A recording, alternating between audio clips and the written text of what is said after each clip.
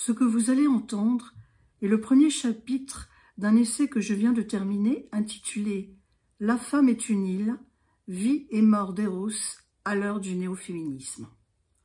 Mon ancien éditeur a fait faillite, alors ce texte est en attente de publication. Je préfère vous prévenir, la thèse que je défends n'entre dans le moule ni des progressistes ni des conservateurs. En effet, dans le domaine des femmes, qui est l'un des pôles des débats actuels, il ne s'agit pas de la guerre entre les anciens et les modernes, mais de toute autre chose que je présente dans une vision nouvelle, et c'est donc elle, ici, que je vais exposer. Une image publicitaire des années 70 présentait sur un fond de mer et de sable mêlé une femme nue, assise sur ses talons, sexe caché par sa pose. Les yeux fermés, l'air sereine et comblée, elle tenait dans ses bras, un peu comme elle l'eût fait d'un enfant, un énorme flacon de parfum. La phrase « La femme est une île, Fidji et son parfum » s'inscrivait discrètement au-dessus d'elle. Tout est dit en quelque sorte à partir de cette publicité. Elle est riche et pleine de résonance et interpelle déjà par une évidente question. Comment une femme peut-elle être une île ? Une île est une terre, pas un corps humain. Elle est une île de ne faire qu'un avec le sable. De par cette union avec le paysage, elle est un morceau de nature. Mise à part des hommes, elle est une île de n'exister que par rapport à elle-même. Bienheureuse, comblée par sa propre fragrance, avec le parfum présenté comme une émanation d'elle-même, elle ne semble manquer de rien.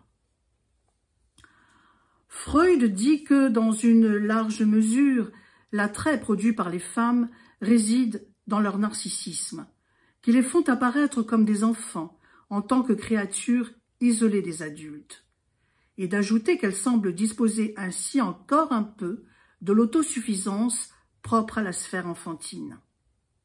Cette tendance au narcissisme leur viendrait parce qu'au moment de la puberté, voir leurs seins pousser, leur bassin s'arrondir, constitue une différence notoire par rapport à leur corps de fillette, qui les plonge dans une sorte d'émerveillement vis-à-vis d'elles-mêmes, émerveillement qui ne les quitte plus. Ce qu'il dit se passer au moment de la puberté n'est pas faux, c'est un ressenti que peuvent faire dans cette période-là bon nombre de jeunes adolescentes. Ce que je ne comprends pas, c'est comment Freud a pu dire que, par certains aspects, les femmes sont autosuffisantes quant au désir, s'aimant elles-mêmes un peu plus que de raison, et en même temps énoncer que, comme elles n'ont pas de pénis, elles envient les hommes. Manquent-elles ou ne manquent-elles pas? Doivent-elles être les égales des hommes ou pas? Faut-il considérer que les hommes et les femmes sont différents ou pas? Dans une des phases du féminisme, les femmes devaient être non pas comme les hommes, mais leurs égales. Simone de Beauvoir concluait le deuxième sexe en espérant une ère de libération où il y aurait entre les femmes et les hommes des rapports de fraternité. C'était en 1949, et il est certain que les femmes actuellement sont beaucoup plus émancipées qu'à cette époque. Au moment où Beauvoir a écrit son livre, Pétain était passé par là, avait considérablement restreint les libertés des femmes, provoquant une régression dans une situation qui n'était déjà pas évoluée tant que ça.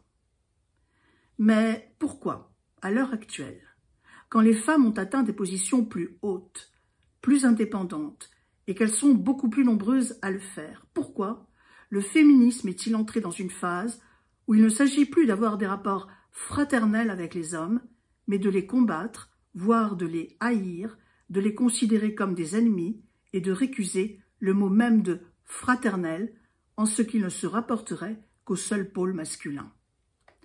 Dans cet ordre d'idées, il n'est évidemment pas question d'avoir des rapports fraternels avec eux. Quant aux femmes entre elles, elles devraient se sentir toutes sœurs, au point qu'elles ne devraient ni critiquer ni dénoncer un propos ou une attitude qu'elles jugeraient mauvais si cela émanait d'une femme, comme si elles étaient toutes absoutes du moindre péché. C'est comme si elles participaient d'une sorte de prédestination positive signant un retour au tribalisme, mais un tribalisme d'autant plus étrange que c'est sans doute la première fois dans l'histoire de l'humanité que serait constituée une tribu composée d'un seul sexe. Bien sûr, il y a le mythe des Amazones et la société libre des femmes avec Sappho. Mais cela ne formait pas un clan, mais une association pour l'émancipation, la liberté, avec un enseignement, des exigences, en matière de culture et de philosophie pour les élèves de Sappho, d'adresse et de vigueur au combat pour les Amazones. Au moment où, dans les cultures occidentales, la situation des femmes peut se marquer d'une évolution notoire, se lève un vent de colère et de militantisme, plus vengeur d'ailleurs que conquérant, reprochant aux hommes de tout leur voler, les accusant de ne pas les faire accéder à une situation idéale, comme si tous les hommes, eux, bénéficiaient de conditions de vie et de travail idylliques. Les hommes accusés de tous les maux sont des blancs et, suivant la formule consacrée, de plus de 50 ans. Pourquoi seulement des blancs? D'après Françoise Héritier, les hommes ont dominé les femmes en les rationnant de nourriture dès la préhistoire. Et ainsi, petit à petit, les capacités des femmes se seraient atrophiées. Hormis le fait que je ne vois pas en quoi les capacités des femmes seraient atrophiées, de même que je ne vois pas comment certains hommes peuvent s'étonner que les femmes puissent être courageuses, le courage étant selon eux l'apanage des hommes uniquement, surgit une première incohérence. Les hommes de la préhistoire étaient-ils tous des blancs? Les premiers humains ne seraient-ils pas apparus en Afrique et n'avaient-ils donc pas la peau sombre? Les revendications et les appels à la déconstruction des hommes ne résultent pas d'un complot. Les revendications et les appels à la haine sexuelle sont le fruit d'un mal-être très profond qui ne dit pas son nom, qu'on ne veut pas voir. Mais les angoisses, comme les aspirations essentielles, les rêves et les peurs, sont inscrits et solidement imprimés au plus profond des esprits, bien enfouis, invisibles, comme est invisible dans la colonie pénitentiaire de Kafka, le texte de loi qu'une machine atroce imprime dans le dos du condamné tout en le tuant. La loi qu'il ne peut pas lire et qui le sauverait s'il pouvait la lire s'enfonce dans sa chair jusqu'à la mort.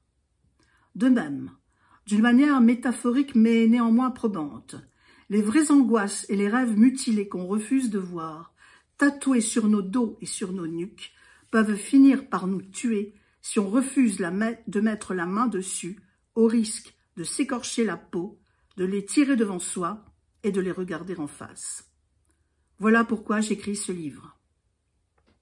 Parce que justement, je me suis demandé, pourquoi, quand surviennent tant de catastrophes, pourquoi, quand montent des guerres, pourquoi, quand la violence des rapports dans le monde du travail est si forte, étrange, les médias ne parlent plus des suicides liés aux conditions professionnelles.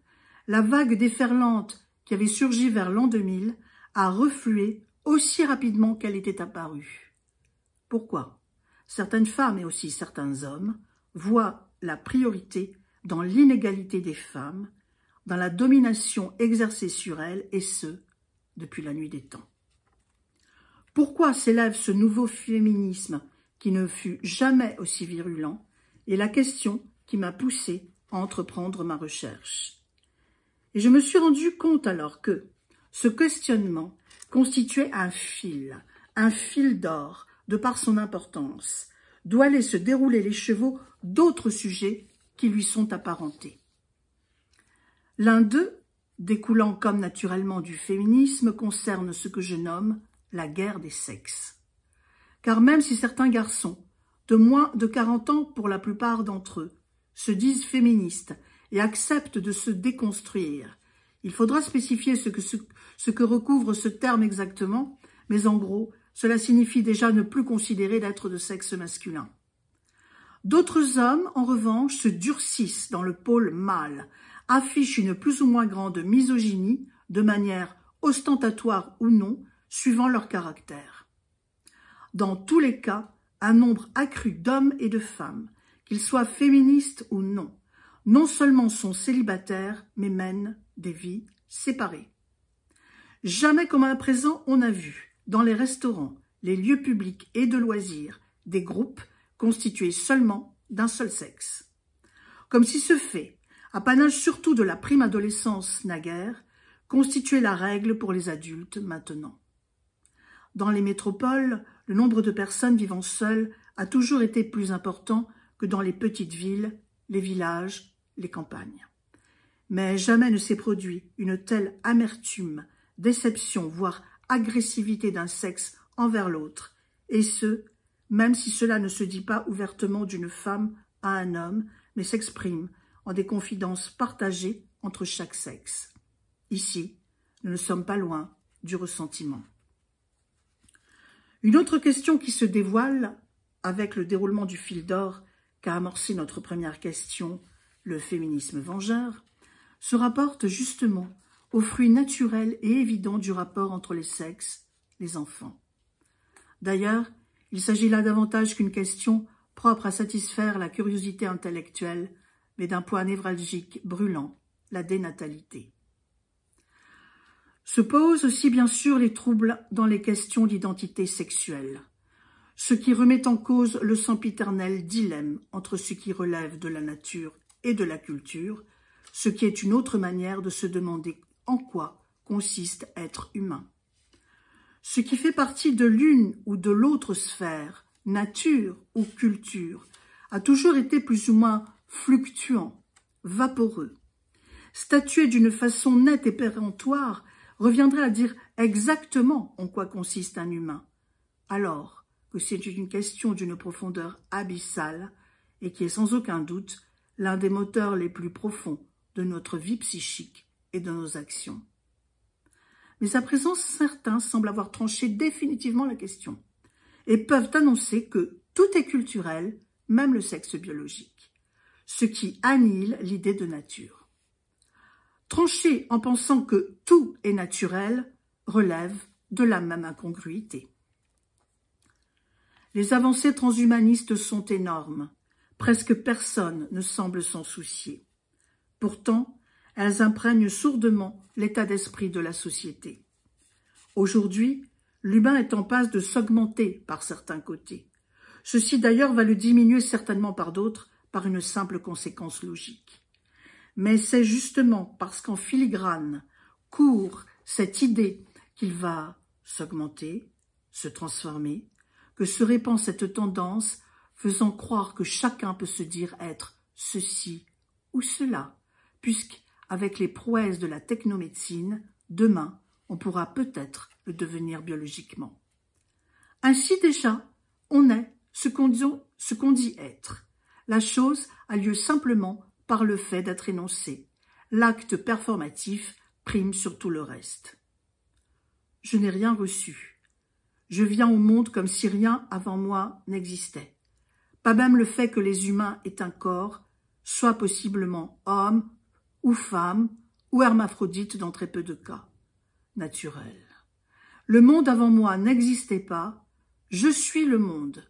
Rien n'est à l'extérieur de moi. En continuant à dérouler le fil d'or dans les chevaux du féminisme, voilà que se pose une autre question.